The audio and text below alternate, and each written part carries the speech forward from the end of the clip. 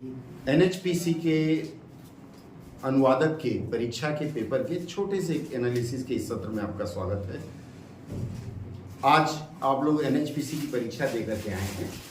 परीक्षा बहुत ही मज़ेदार हुई होगी। मज़ेदार होने के पीछे कारण क्या है? कुछ अंश इसका कंप्यूटर बेस्ड था और उसके बाद कुछ अंश इसमें हाथ से लिखना था, पेन पेपर बेस्ड। ये जो हाथ से लिखने के लिए आपको चीज़ें दी गई थी उसमें राजभाषा से बड़े ट्रिकी प्रश्न आए थे। क्या था पहला प्रश्न? 343 में जो भाग 2 में है उसके परंतु के बाद जो राष्ट्रपति 1952 में क्या जो बोले हैं वह क्या था? मतलब 343 के भाग 2 के परंतु में राष्ट्रपति महोदय ने क्या अनुदेश दिया है।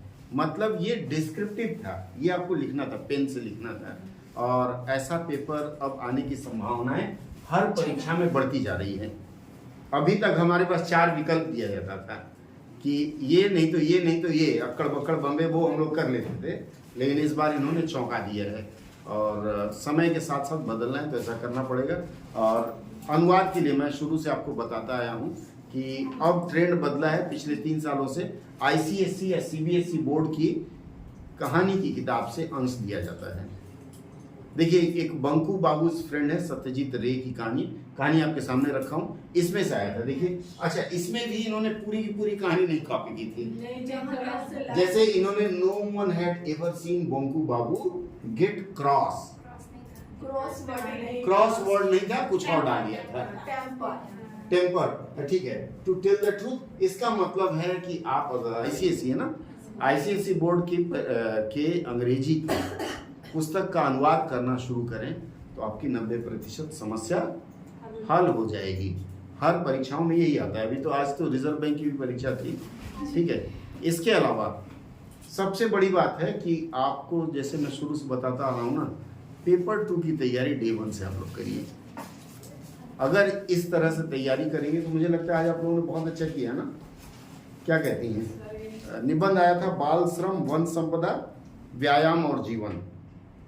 ख क्षेत्र के सभी क्षेत्रों में हिंदी में मूल भ्रष्टाचार का प्रतिशत क्या है? ये सब आप लोग अगर ईपीएफओ की तैयारी कर रहे हैं तो इसमें आ सकता है। 2024 में कितनी ये की गई है? राजभाषा नियम 1976 का नियम 7 का खंड 2 क्या है? संसदीय राजभाषा समिति का गठन कब हुआ था? इसका मतलब है कि इतना जबरदस्त आया था। और कल मुझे लगता है आप लोगों से दीपक सर चर्चा किए थे। कल आप लोग आए थे? कल जो नहीं आए थे वो मिस किए हैं, नहीं तो कल ये पूरे विस्तार से दीपक सर बताए थे, आप लोगों को बताए थे ना। 343 का खंड 3, 344 का खंड 4, समिति का गठन, संविधान लागू होने के समय कितनी भाषाओं को 8वीं अनुसूची में स्थान मिला, अनुच्छेद 344(4), सारी चीजें जो आपको बताई गई थी वही आपको मिली है। आने वाली परीक्षाओं में अगर सफल होना चाहते हैं तो आपकी कंसिस्टेंसी बनी रहनी चाहिए, ठीक है। बंकू बाबू की स्टोरी अगले सत्र में मैं अनुवाद कराऊंगा आप लोगों से। बने रहिए हमारे साथ, अगले सत्र में कुछ नया लेकर के आता हूँ।